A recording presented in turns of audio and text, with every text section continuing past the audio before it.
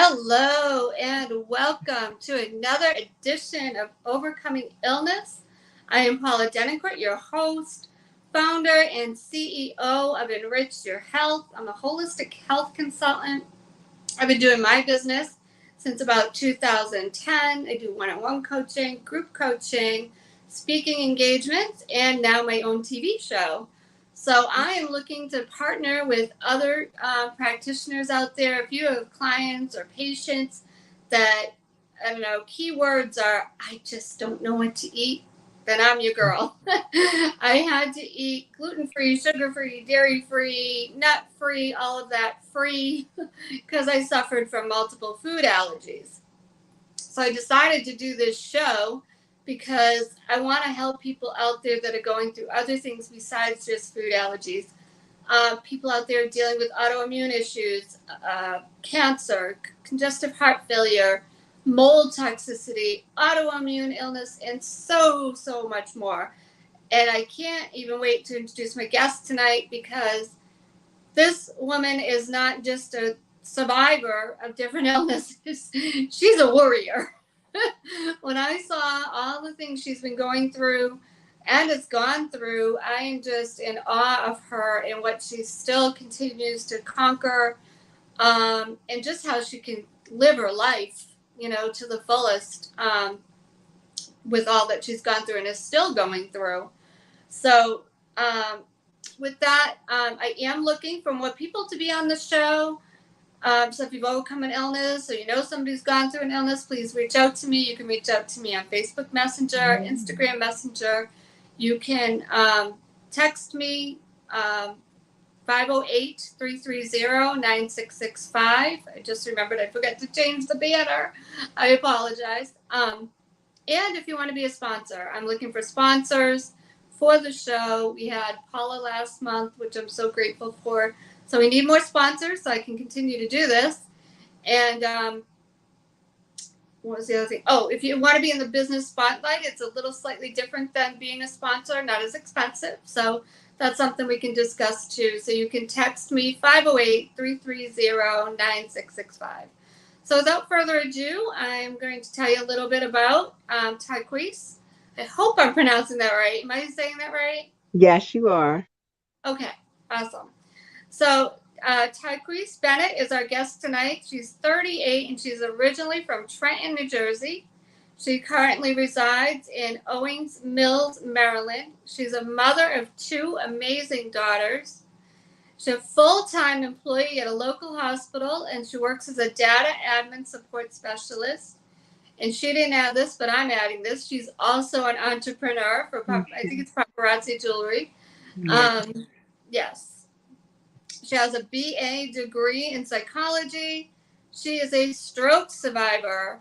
She was born with brain malformation at birth, which means she had half a brain.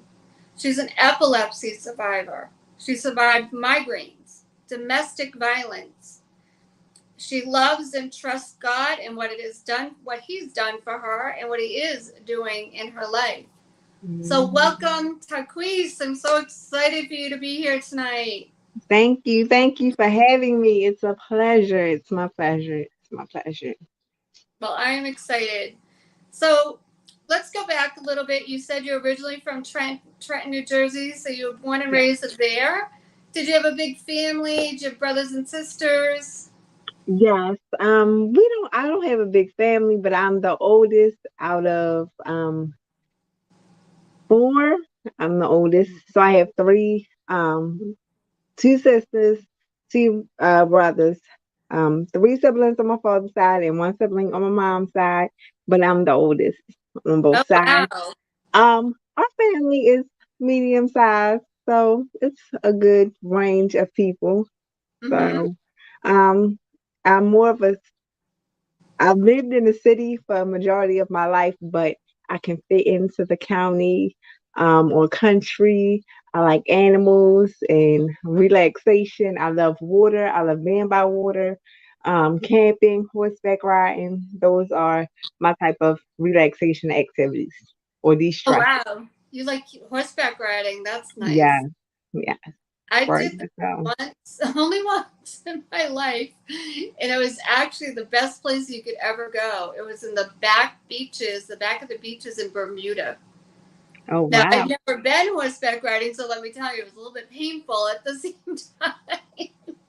But it Oh, was just so gorgeous. I mean, what a place to go horseback riding. So that that's is that awesome. is one of the things I would like to do. I would actually like to go horseback riding in the water on one of the islands. I would love that. Mhm. Yeah, that's what we did. I think I want to say it was so long ago, but it was it? Yeah, it was Bermuda. It was definitely Bermuda. We might have been on the edge of the beaches like every now and then, but it was like the back Okay. of the beaches, so you could see it was gorgeous. Yeah, it was the only time I've ever been. Grew up in Massachusetts myself, tons of places to go horseback riding, and I never went. That was Only when I actually went to that Bermuda. was actually the first time I went horseback riding. I was in Massachusetts because my grandmother stayed in New Hampshire for a while I was growing up. So that's actually where we went horseback riding in Massachusetts. Oh, whereabouts? Do you remember? I can't remember. I was 11 years old, but I just know we had fun. Yeah. Wow, that's amazing. So let's talk about your life growing up a little bit. Yeah. Um, so you were born with half a brain. So how was it going to school and just, how did your parents even know? Did they know right away you had half a brain? No, actually it was weird because how it was explained to my parents, well, my mother, when I was growing up, is that I had hydrocephalus, but the attributes of someone with cerebral palsy. So all my life, it was always said that you have hydrocephalus, you have hydrocephalus, and for most people, who doesn't know, hydrocephalus just means water on the brain. So, Again, slowly. How do you say that? hydrocephalus, Hydrocephalus. yeah, Okay. which is water on the brain. So Mm-hmm. that's pretty much how I had gone through life. But I was born 2 months early, so that was a concern. And when I was born, my head was enlarged abnormally to a different size, as well as my as I started getting older, they started to notice that I wasn't using my left side. So with all that being said, that's when the doctors started telling my mom things that were happening. That's when it was found that I had a stroke even before I was born. So Oh, they found that out. Um, and they pretty much said that they assumed that my mom's body was trying to get rid of me, and that's why everything started happening. So growing up in life was really hard because I was so unsure of how I was supposed to live, what mm, kind of person I was supposed to be. It was all fun because nobody in my family treated me any different. But outsiders could be really mean. So it was like I could be the nicest person, but of course kids are going to laugh, kids are going to tease. mm-hmm. Um, I found it that older people were also really mean too. Oh well, what happened to you? Why do you have a limp? Why do you walk that way? Why is your hand that way? So after a while, I just didn't pay it any mind. And it seemed like the more I didn't pay it any mind or didn't address it to anyone, it was easier to go through life. But it was also harder because I wasn't sure who I really was. And there were parts of me where my hand is straighter than it is now. But before I was 17, my hand used to bend like a U, and I could touch my fingers on my arm. So I had surgery when I was 17 to straighten that. And what I used to do when kids used to tease me in class, my index finger on my left hand used to be really flimsy, like it didn't have a bone in it. And I used to bend it back to scare the kids that used to tease me. So that was my way of dealing with it. But it was hard. And I would have to say there were more times that I was probably embarrassed of my hand or my leg or the way I walked. So for a very long time is I felt like I brought my friends because it was like, oh well, if you be my friend, I'll get you this, or I brought snacks, or you could come over my house and spend the night. And when I look back now that I'm older and now I have my own children, they were never my friends to begin with. because they would laugh and tease me when others would come around. So that's not a real friend, even through middle and high school. So it was hard, and I don't speak on it a lot because it's like people don't really understand. People can judge a person just by how they walk and they really don't know them. That's a problem. But most people do it so often and so easily that when people do have something physically wrong with them, they don't like to be um in places where there's going to be a lot of attention. I Mm-hmm. love being around people, but I don't like being in areas where I feel like if I'm coming in and it's a large crowd, they're going to stare or they're going to assume, or then I get my anxiety goes up because then it's like, well, what if I trip, stumble, or fall? Then I'm going to have to deal with the embarrassment and the strangers laughing at me, which the laughing I don't really care, but it's the inside thing to make me feel less of a person when this is happening. So for a very long time, I didn't like myself. I didn't accept myself. I put up with a lot of nonsense from people, whether Mm-hmm. it was friends, family, and it was hard. I would have to say it's taken me up until the last maybe 3 years to really recognize you can either like me or don't, but I'm going to be me. And I'm a genuinely good person, but people see what they see, believe what they believe, and so they're going to miss out at the end of the day, is how I look at it from this point. You're making me think back. I met a girl, woman in college. She Hmm. was handicapped, but she was born with it. Kind of, I don't even know what you called it. She was very short. She was about 4 feet tall. She had to walk on the sides of her feet. And she also had like a bag, what do you call those bags? She couldn't, go to the bathroom normal. Colostomy bag, yeah. Hmm. Yeah, she had to have that. And she was constantly being made fun of, and I remember being in crowds with her, and she'd get upset, people staring, and at first when I first saw her, I will admit, I was a little judgmental too. I'm like, wait, what's going on with this person? And I got to know her, and we wound up being like almost best friends in college. I mean, we were really good friends. That girl could do more than I could. And Yeah. most people don't understand that. Like, yes, I have a half a brain, but I Mm-hmm. also have a college degree. I was a class vice president in high school.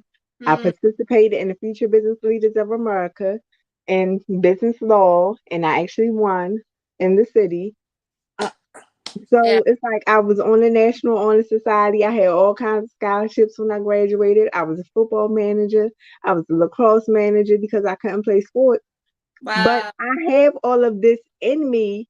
But for those who say they know me but don't really ask questions because they automatically assume, Mm-hmm. don't know all that I have done or have to offer to them that could possibly bless them or assist them in their life to success, that it can be hurtful sometimes, or it can be.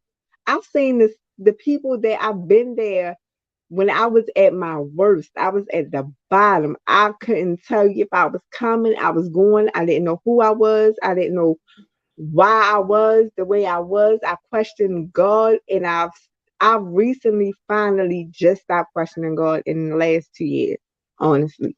Because it was like, God, why did you make me this way? What did I do? Who's who messed up before I was born that I'm paying for now? I had all kinds of questions. Why Wow. me? Why me? Why are the rest of my siblings okay, but why am I not? It's hard because I'm the oldest, but I'm the oldest feeling like I can't be who I'm supposed to be because I'm worried that if something happens, I can't give them the answers that they're looking for because they don't understand. You can't understand unless you're in my shoes. When I say I can't deal with this because with having a half a brain, there's so many different levels of the emotions can be everywhere. You can feel good one moment, you can feel really bad. And it's not just depression or anxiety, it's just the way the body works. And having a half a brain, the whole brain you need to be able to see, hear, listen, feel, your artistic abilities, and all of those things. So to go from a whole brain to then have a half a brain to still be able to do all that, it's Mm, very hard. But the same people who laughed at me in high school, I helped them to do stuff to help them graduate and write their reports and do all that kind of stuff. But I knew in the back of my mind that I've heard them laugh at me or I've heard them talk about me to other groups of people. But mm, yet and still I was still there to help them because I knew it was something that I had that could be of use to them.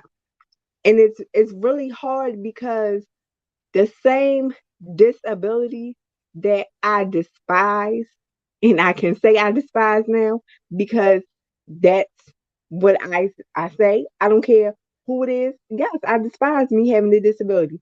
But I've also learned that in 1996, we have recently moved here to Baltimore, Maryland, and I was in middle school. I was coming home from school and I was assaulted. I was jumped by 5 girls. She was trying to get in the gang. I have no idea who she is, where she lived at. I only found out the school and her name after I had come to, but I was put in a coma for 2 weeks. And guess what? I only survived because I had a half a brain. So the same thing that I disliked actually saved my life. So how that was part of me accepting who I was. how And did even after half a that, brain save you? Explain this. because with me having a half a brain, anytime you take any head trauma, it expands your skull and expands your brain. Well, Uh, by me having a half a brain, with it even expanding, it couldn't just mess up as much as it could with a person with a full brain because I only had a half a brain. wow. So it was like that right there kind of helped me just a tad bit because it wasn't much, but it helped me enough to just be able to push just a little bit more. That was in middle school, mind you. I Oh, made it through my. high So, school. how old were you? Um, What, 11? 10, I 11? was 11 years old. Oh, I made it through middle school. I graduated. I made it through high school. I graduated and I made it through college. So mm, even in the midst of it all, and I was laughed at in middle school, I was laughed at in high school, I was laughed at in college. I even actually can speak to the people that laughed at me. And guess what? That's growth. Because I could be a person that said, I remember back in 1999 when you laughed at me when this happened to me, but why? mm, I'm not going back and forth because at the end of the day, yes, it didn't feel good. Yes, it was unfair, but it made me who I am today. Because now when I see people, I always say, I understand. Even if it's a person that has one limb or amputee legs, I always know your life is even harder than mine. I know if I'm struggling and I have all my limbs, whether it's limited mobility or not. If it's a struggle for me to do it with limited mobility, then I know it's a struggle for somebody that has an amputee. That's an amputee. So I always look back and say, God, thank you for allowing me to see this person in a way that I know I wouldn't have been able to see them if mm, I had full use of my arms and my legs. And sometimes I think that humbles me even more, but a lot of people don't understand that. They're so quick to assume what they see is what it is, and mm, that's not always true. mm-mm. No, far from it. I mean, I didn't have, any physical disabilities, but I had mind disabilities. I was a slow learner. Mm, I was always in special education classes. I had asthma growing up, so I was slow in gym class. I couldn't run, so I got picked on a lot. So I totally can relate to that. I was bullied. I was picked on, and like you say, I don't condone it.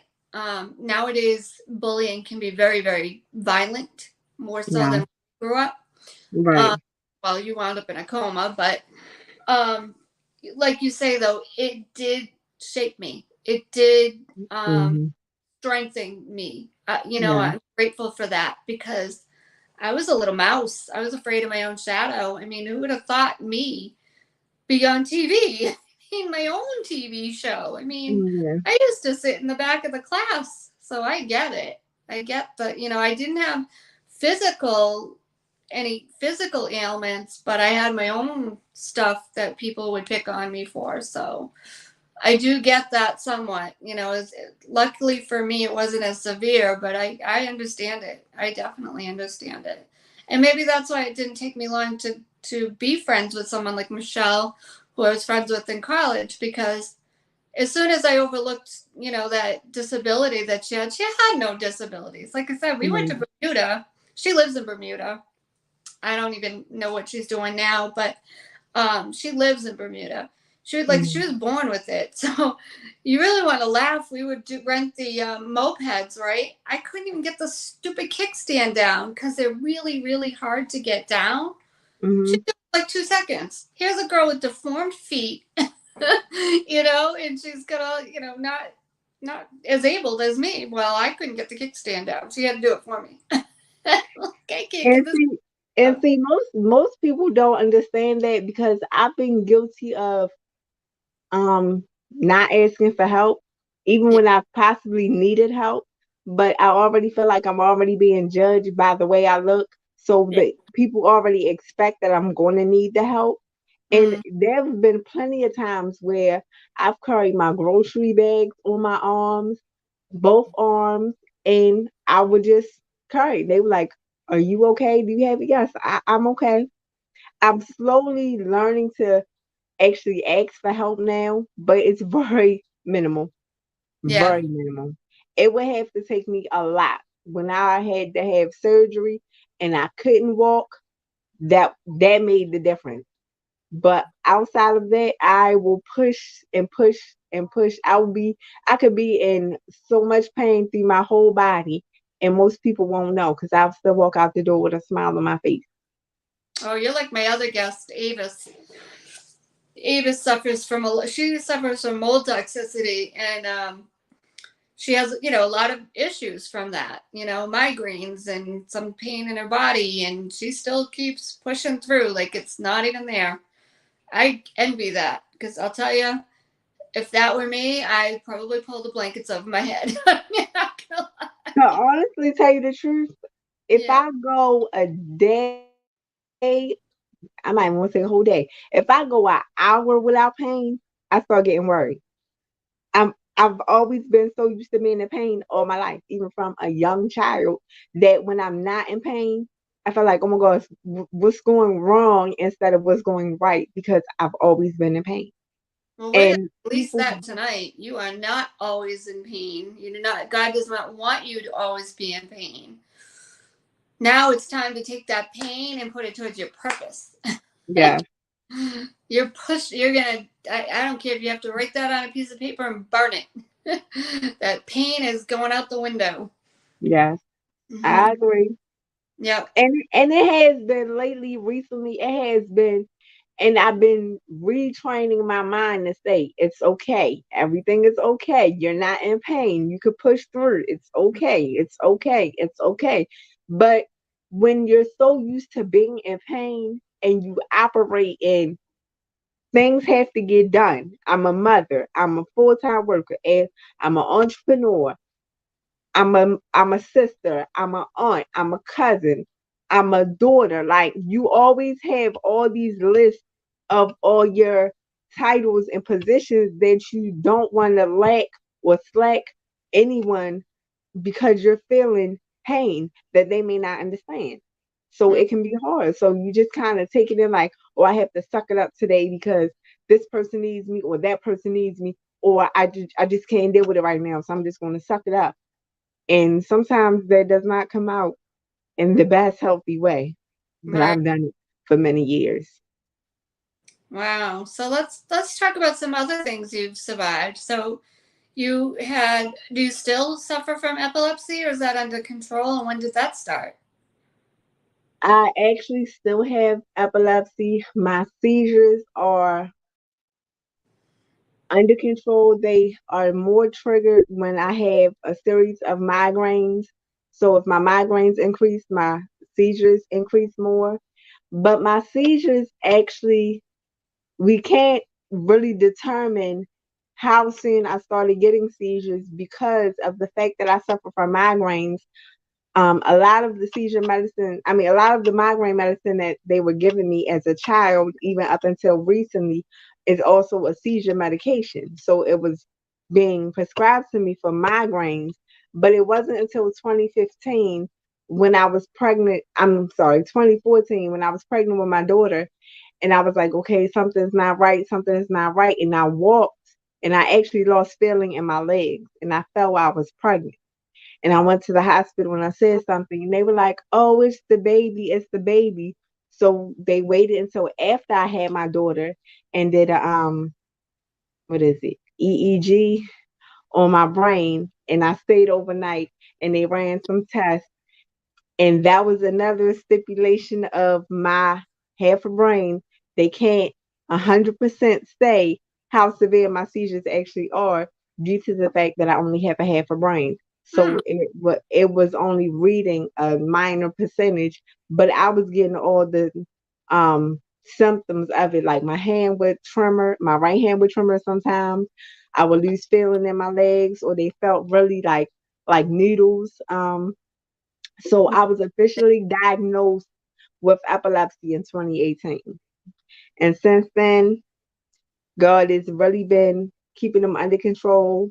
There was an episode where they had gotten really bad, where the medication wasn't working, and we had to switch the medication. But this last set of medications, and I don't like taking it because it's about 1,600 milligrams of medication just to be able to function. Um, but I'm managing. Some days are good, some days are bad, but I keep on pushing through. Now, was that scary for your kids? Like, have you had episodes around your kids? It is scary because I don't get most people when you say seizures think of the grand mal seizures where you're convulsing and your tongue and everything. I don't get those kind of seizures. Okay. I get the seizures where I look like I'm spacing off. So I could be looking at you and then I'll just space off for a good I haven't experienced it for more than a minute, but I'll forget where I was for that short time. And then when I come out of it, I'll say, okay, I had one. But right before it happens, my hand tends to tremor and I'll try to grab something to control it. But it is very concerning, especially with me being a single parent. I Mm. live with my children. They can't always tell if I'm having one. So if I notice I'm having one and I'm awake and I'm around my kids, I'll say, Mommy's not feeling well. I'm having a seizure. Just stand by. But for the most part, most people can't tell. Unless I express it to them, can't tell. You need a service dog. they Yes, they that's yeah. $5,000. Yeah, it's $5,000. Oh my goodness! Wow. Yep. Well, we're just putting that in the jar as done. At Yeah. some point, God will provide you a service dog if you need one. If Yeah. that's, I think it would be helpful, but maybe you don't need it. I don't know. He'll I provide feel if you need I it. feel like it would be helpful when I'm away from home. Because sometimes like if I get too hot or if I'm hot and a migraine starts coming on, then a lot of times the seizure comes following behind it. So I also receive the Botox injections in my head. I get 40 shots in my head for migraines to control my migraines, so Oh, my migraines will be lowered to control my seizures. And this is all because of the half a brain that you get the migraines and everything, right? Yes. That's I would imagine that that's yeah. Yes. There's no other reason that it could happen. But That's also, well, migraines, my mother also suffers from migraines too. But I know the seizures also come from the fact of brain trauma, which goes back to me having a half a brain. So it's like, okay, half a brain. So 9 times out of 10, and the fact that not only I have a half a brain, but I was also assaulted and put in a coma in 1996, mm, which then added more trauma onto my brain. So I was bound to end up having seizures as well. But I was able to carry two babies, deliver them by C-section. Both my children are completely healthy. They that's don't have um any health problems other than asthma and mm, allergies. So that's a wow, blessing. wow, that's amazing. That's yeah, that's incredible. So what about those girls that jumped you? Did they pay for that in any sort of way or nothing? Nothing ever happened. And the year I was on my way out of high school and into college, if I'm not mistaken, the statute of limitation had passed for attempted murder, but no charges were ever they were filed, but they were never convicted. So I don't even know what she looks like. She honestly could walk by me and I would never know. Mm, But I can't live in fear, and God no. is with me every day because I've survived so much that I should have been dead plenty of times. Um, Even with the fact that doctors told my mother it was a possibility that I wasn't going to live past 1 years old. And this year, in 2 weeks from today, well, 2 weeks from yesterday, I will be 39 years old. So Happy in birthday. 2 weeks, in 2 weeks, in 2 weeks, I will be 39 years old. So when I tell people that I can relate, I'm saying it because I've actually walked through something that's, if not the same exact thing that you've walked in, then I've known the experience. I've been homeless. It's so many things that I can relate to people about, but people don't even give me the chance because they're so busy going by what they see. So once they go Now, by what they see, you've been homeless and somewhat disabled. Talk about that. I was pregnant with my oldest daughter. I was with he wasn't my husband at the time, but we were living together and we lost our place because he wasn't working, but I was, and we were homeless. And I was 8 months pregnant. It was Mm, embarrassing. It was difficult. It was stressful because I was not only a mother, we had he had two other children when we were together. So I was not only pregnant, but I was taking care of two other children and I was with him.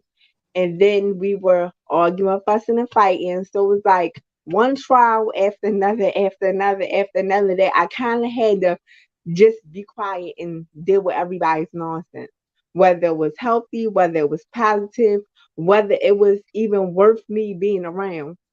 I felt like I had to put up with it just to say I could have a place to stay. There wasn't a shelter. And mm, that was the hardest thing for me because I'm looking at my life like I always said I would never deal with this. I always said I would never be in this position. I have a college degree. I'm smarter than this. So all the negative things just start coming out and it was bad. It was bad. But mm, I had to keep it together for my kids. So it was just like, okay, he had his two children. I never separated them. They were always my kids. There was no, oh, they're my stepkids. They were my kids. And then I'm pregnant with a baby. So I'm trying to figure life out. And I'm just coming back home from college a year, well, actually 2 years before that.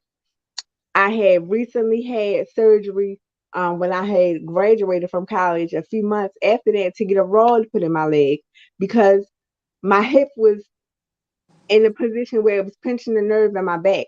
So either if I didn't get the surgery, I was going to end up in a wheelchair.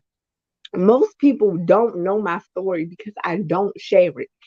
Even with people that are close to me, don't even know my story. And a Wow. lot of times they don't know my story because I don't like opening the door that I can't tell if you're ready for. Because later on, you might try to use it against me when I was actually trying to be helpful and share something that you might be able to learn from or grow from. So, yeah, a lot of people don't know my story. So, me actually coming on here today was a step in faith. And God was like, you need this, do it. Mm. Wow. I'm just so blown away that you're sharing this with everyone, with me. I'm grateful. I'm blessed that you're doing that, and I'm excited for you because, like I said, Mhm. this is the you. People need your story. Never mind you. People need your story. Or stories of what Right. you've gone through. They might be somebody sitting back going through something, and they might say, wow, my situation isn't quite as bad as I thought. Or, I don't know, you know what I mean? Or maybe they're going through the same thing. Now they have some hope of how to get through it. I don't know. I don't know. I can't say what people are feeling or seeing, but man, I am so grateful that you're here and you're telling your story for yourself and for others. Mhm. Yeah. I'm grateful too. And another thing is when I look at my life today, and I could go back 8 years, 7 years to see what I physically look like then to what I look like now, I look like I was literally dying back then. But then when I thought about it, I was because I was physically, spiritually, emotionally, mentally drained, absent, destructive, all the kinds of words I can use. That was me. Now I'm loving on myself. I love me. Mm. I've gained weight in the last 2 years and it feels good. I don't like my stomach, but it really feels good because I don't know what it's like to be healthy. It was always, oh, you're so skinny. You're the skinniest one out of all our friends. You're this and you're that. Your hair is so long and pretty, and she thinks she conceited and she thinks she's all that. But mind you, in my mind, I'm disabled. Why would you like me if I'm disabled? Why would you like me because of this? So I'm sitting here questioning myself when people already don't like me because of how I look, Mm. even before I open up my mouth. So it's like I felt like I've had battle after battle after battle. Then finally, I just internalized everything, and it showed and my health and my the way I look. And so now people may say, well, all she wants to do is wear a two-piece bathing suit all the time. Guess what? I do. Guess what? I have a scar across my stomach from almost dying after having a hysterectomy. But guess what? I'm alive. And I'm Yeah. grateful for that. So this scar that I'm showing off is a remembrance to say you survived yet another battle that most people Mm. probably wouldn't have been able to survive. I had to get a blood transfusion. I went through all of this trying to save myself when doctors didn't listen. I kept telling them after I had my youngest that I needed to get my tubes taken out. Oh no, you're too young. You might want more kids. I said, it's not right. Something's not right. Something's not right. And when they finally listened to me after going back and forth, yes, it wasn't. I had adenosis to where um it was growing on other organs, so it was extremely painful and it was never going to stop until I got the hysterectomy. But in all of this, I had friends that stopped talking to me, turn their back on me, laugh at me, and I'm okay with that. Because guess what? I will still love them and congratulate them at a distance. It's no hurt, no harm, no foul. Like I don't have time, I don't have the energy to dwell on anybody that left me because I'm finally trying to find myself. Because I had lost myself when I was married. I lost myself when I was the mother of multiple children, along with my own children, along with outsiders, just like neighborhood family children, like others that latched on to me because I'm the caring person, that after a while I completely lost myself, to where now I'm loving on myself, and I want to love on myself so much that it doesn't matter what anybody says to me anymore, or walking past, because that's another thing. Sometimes I get so anxious when people walk by, because I'm already thinking in my head, well, what are they saying about me when they see me walk? Or what are they thinking? And what are they this? And what are they that? Or they're grinning, but are they grinning as a politely grin? Or are they grinning because they're in their mind saying something negative about me? Mm.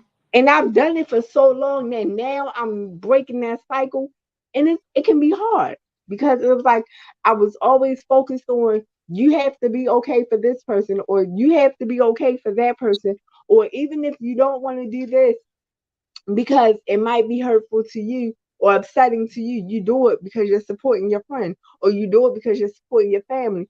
And it was like I've always tried to overcompensate by giving out so much love when it wasn't reciprocated, to where now I can't do it anymore. Because now I'm raising two children to not accept the bare minimum when that's all I've been accepting all these years, because I was so unsure of myself. Wow. And Pastor Trina just joined us, so I wanted to say welcome. Thank you for joining. Welcome, Pastor Trina. And I wanted Mm, to say, you said you had a lot of friends that left you. You guys that are watching in the audience, you don't know, but Ted Queese, Pastor Trina, we're all part of an amazing prayer group together. So I just want to tell you, you have friends in that group now. We're your friends. yeah, We're here for you. We're all one big happy family in that group. yeah. Y'all are. Thankful for all of you. I'm thankful you're in there, and forget them. You've got us.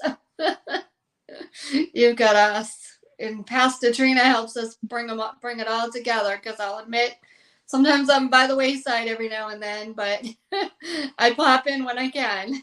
Yeah. Trina says, "Yes, you do. Thank you. We love you." Yes. Love you too. Yep. And So. for me, I found myself, whenever I had issues that I was unsure if anybody can handle or help me deal with, I would isolate myself, because it was like, okay, I don't know who I can trust. I don't know who I can talk to. I don't know who I can go to. So I'm just gonna just sit in it and just deal with it. Let Yeah. everything go to hell in the handbasket. Like, I just never knew. And God was like, no, I'm here. But up until these last 8 years, where I really have been talking to God and praying to God, I've always known God was in my life because I'm alive. So for me to go through death knocking at my door more than once and him never being successful, I knew God had something for me. But in saying that, it's a mean world out here, and people can be so hurtful, that the same people that you are there bending your back over for are always available, aren't there when you really need it. And Mm, that's where I had to learn, okay, I can't go to this person. I can't call this person. I have to go to God. And mm, it wasn't literally until these last 6, 7 years when I end up being divorced and becoming a single parent and trying to figure my life out yet again. Because it was like, okay, I became a wife, had to become a wife and a mother all in the same time. So how do you go from being a wife to and being a mother to now I'm no longer a wife, but I'm still a mother and still trying to figure life out with mm, all my medical situations that I'm dealing with. And yes, people say that they're there for you until you really need them, right. until you're really going through stuff, when you're on the verge of possibly dying, or you had to have 3 surgeries in 3 years, and Mm, you're having seizures and you don't know what's going on, or you feel like you're going crazy and you're not sure what's going on, they all disappear. mm, Fortunately for me, and my degree and God and the people that God has been sending me, with you and Pastor Trina and Evangelist Tanya and DW and everybody, it was like, okay, God, you are sending people that are clear across the country. I would never see these people on a typical day, but I've been blessed so much because I'm like, even the opportunity to come on here tonight, I know it's about to set me free. I know it is Ooh, because for so long I've been holding this in, not knowing how to get it out. yes. You're gonna make me cry. Thank goodness. That's amazing. Takes a lot to make me cry. It is. It's just like I said, people need your story, and I'm so glad you're part of our group. You're part of us. We've got you. I mean, when you find the right people, you find the right people. You know. Yeah. Yeah. Trina says yes. He's amazing. So how long? Let's go back a little bit. How long were you married? I was married for 6 years. Okay. And when did the violence start? Because you haven't even talked about that yet. Oh, that was throughout the whole marriage. But Mm-hmm. I felt like I had to be quiet about it. Um, because I felt like I was to blame for it sometimes where I would speak about stuff that I probably should have kept quiet about, like him not working or the finances or certain stuff. Like maybe I should, if I just would keep quiet, it wouldn't happen, or this argument wouldn't happen, or this fight wouldn't be, or me defending the kids. So instead of the kids getting beaten, I'm getting into an argument that ends up turning physical. He's playing on my mind because I feel like I now only have him in my life because everything started falling apart. So it was like it went from verbal abuse to emotional abuse to physical abuse to mental. So it just got worse and worse and worse. And I just kept on, oh, I love my husband to death. Life is good. Me and the kids, like we're having amazing time. I always had a mask on my face. I always kept it like it was the best marriage ever. Up until now, 90% of my friends don't, unless you really personally talk to me, don't even know I'm divorced because I don't talk about it. I don't brag about it. I don't speak about it because actually June the 20th would have been my wedding anniversary, but Okay. I've now been divorced for 6 years. So it's like, okay, but I did a very good job in hiding it. Was it easy? No. But that's what I knew. When I started dropping weight, it was because I was stressed. It was because I was worried. I was concerned. I was unsure. I didn't have anybody. Like these are so many things that just will continuously happen on a regular basis. Like, okay, what's going on? I don't know. But if I say this or if I do that or if I do this, this is going to happen. Or if he doesn't go to work, I still have to go to work because the kids need this or the kids need that. And I was pregnant. And then when it really got worse, I was already married with children and taking care of his. So I had to just keep on going. It was no time to, I didn't want to hear people say, well, I told you so. I told you not to marry him. I felt like I stayed in it to prove a point. To say, even though y'all told me not to marry him, see, look at us. We're still okay. We're still having kids. We're still going on vacations. We're still living life. And it wasn't like that. It was a lie. But I did Wow. my very best until it got to the point where finally my kids spoke up for me and told somebody. And I wasn't, surprisingly, I wasn't mad. But I finally understood what I used to hear when they say, when you're tired and you had enough, you'll leave. Because even after that, I would leave him, come back, because he would use his other kids and say, well, they miss their mommy and they miss you and they want you back. So I would leave. I would come back. I would leave. I would come back. I would leave. I would come back. I would leave. I would come back. And I did that for so long until finally God was like, you can't keep doing this. You cannot keep doing this. Or and he started giving me visions. I was going to be found in a pool of blood by my children. And I was like, okay, God, thank you for giving me this vision. Now please line everything up to get me out of here. Like people don't know. I walk around and people say I'm aggressive, but I'm really not. I'm really always trying to protect myself because I just never know.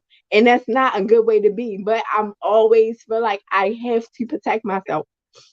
I would love to be in a position where I can just let it all down and relax and feel comfortable and not be. Because even sometimes at work, I even find myself jumping and jittery, and people laugh and say, "Oh, did I scare you?" Yes, because that's now in me.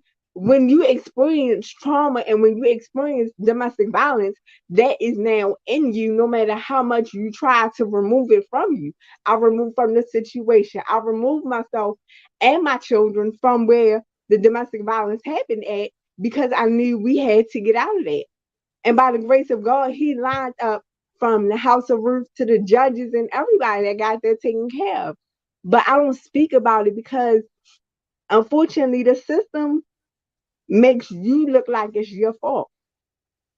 I worked in that system. I don't know if you know, but And it's yeah, sad.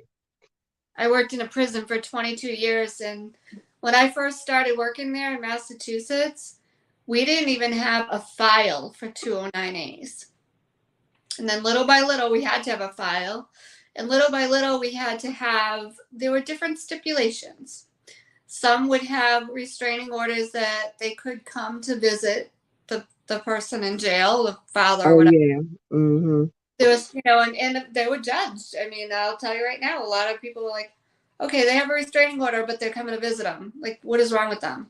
But I get it. They're still in love with that person that they were. That they were.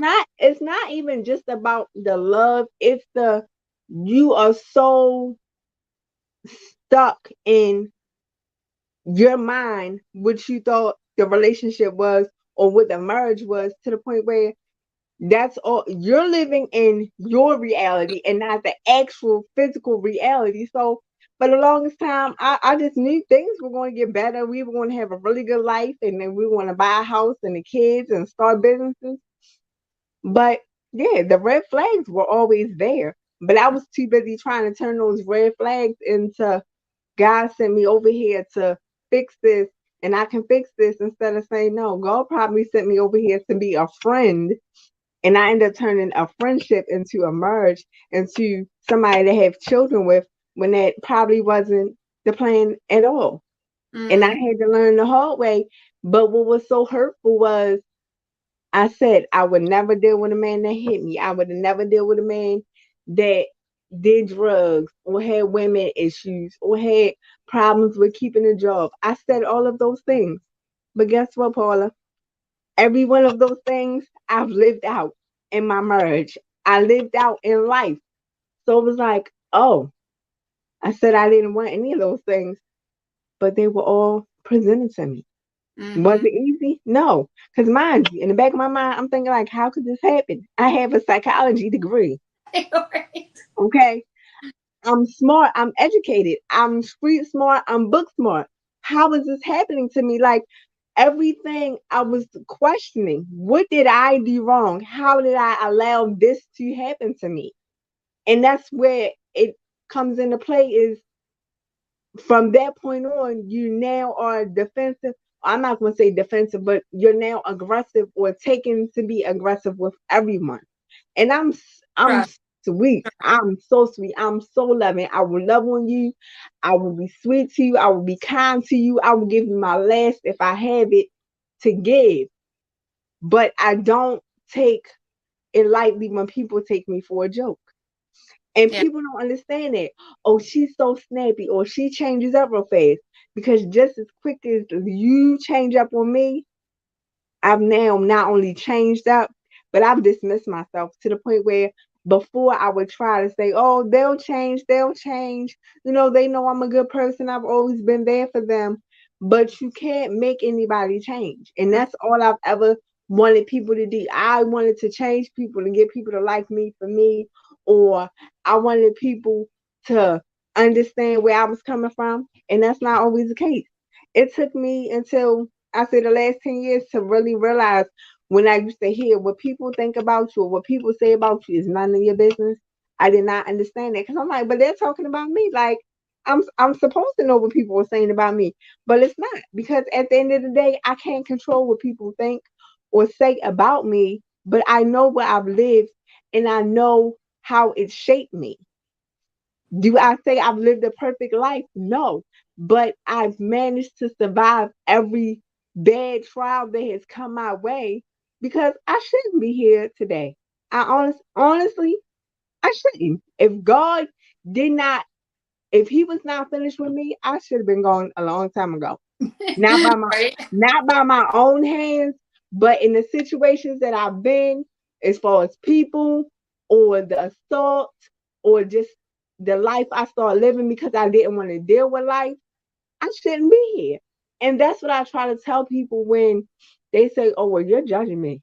That's the last thing I'm doing. But let me tell you something. If you present a situation or a challenge to me, I'm going to give you my opinion. If you don't want my opinion, don't bring the situation to me. I've lost friends because they brought in situations to me. Then when I've spoke on it, they didn't like what I said. So Yeah, instead of them addressing what I said, they just stopped talking to me. It hurt. It was hurtful because it's like, oh, I was trying to be helpful, but you took it another kind of way. And I thought, as friends and adults, we could say, well, this is my opinion. This is what I that's a true feel friend. that Be able to really right. tell somebody something. So so yeah, but I've learned, but this has not been easy. And when people say you're a survivor, you're a fighter, I say thank you. But in my mind, I'm like, no, you don't know how many days I've wanted to just give up, walk away, felt lost, confused, unsure. And then I look at my children. Mm, And then God has me glance back at the years, and believe me, I don't turn my head back. I just glance slightly and say, "Oh, thank you, God. I'm not where I was at. I'm not that same person. no. Whether it's body size, my mindset, this amount of seizures, how I'm having seizures, or all the different things I'm going through in my body. Like, it's not where it was years ago, to where Mm, I have to be thankful and I have to be able to live and say, okay, God, thank you for giving me this. Thank you for giving me that. Because there have been times where I was like, God, I can't do this. I don't want to do this. I don't. I don't like it. It doesn't feel good. Why is this happening to me again? Like, God, I've already gone through this, and this, and this. And mm, then now this is added to it. So not only am I feeling confused, lost, unloved, unfriend, nobody wants me unless it's beneficial to them, but I still have to be the good person that I'm supposed to be. I still right. have to be a good parent, a good friend, a good child, a good worker. Where does it end? So yeah, so this journey is not for the weak, and No, it's no. been very hard, Yeah. very. These last 38 years have been very challenging, but all I can say is but God. I know I'm only here to even speak on it without getting angry or without feeling like, oh my gosh, why did I do that? Or why did I say this? It's only God, because believe me, I didn't know where this was going to go tonight. And I didn't know how I was going to respond. Mm-hmm. But I asked It's God to, amazing. We've only got about 1 minute left. So if anybody wants to reach you, how can they reach you? And tell us quickly about your jewelry if you'd like. Anything you want to, tell people how to reach you, how to contact you if they I want. can be I can be reached on Facebook as Tyquise Randolph. On Facebook it's under my it's under my maiden name. Or you can also check out my business page for my paparazzi on Taj Treasures LLC, as well as my Taj Treasures VIP group for my jewelry. You can also find me on paparazziaccessories.com /339261. And I also have a Shopify store for my paparazzi as well that can also be found on the Taj Treasures link. And I just want to say, I want everybody to continue to push. it's just not my story, but I want my story to help someone else Yeah. complete their story. So I just thank you for allowing me to be on tonight. I thank you for, first of all, for all that you've gone through, for pushing through.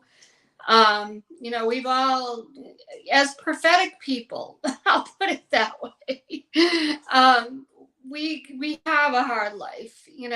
We go through a lot of trials only so we can help someone else. I don't think Yeah, people realize that. That's why it's a little bit lonelier. It's a little bit different. But I commend you for all that you've gone through. I'm sure you've had days where we could probably do another whole session where you're probably suicidal and depressed and all of that. We go through that. I went through it. But there is somebody on the other side waiting for that story. They needed your story. I don't care if we reach one person tonight. It doesn't matter. One or 100. Somebody's yeah, listening. Somebody's going to get something from this. And that's all that matters. So I thank you for pushing through all that you have. I I think think you coming too. on tonight, I know, we all know that this is just the beginning for you. People need your story on other platforms. We talked about it before we came on. I know you're going to be on stages, and Yes, people, especially younger kids that do get, a little bit beat up at school, with being picked on and bullied for different reasons. So if yes, seen my other shows, please go back and watch them.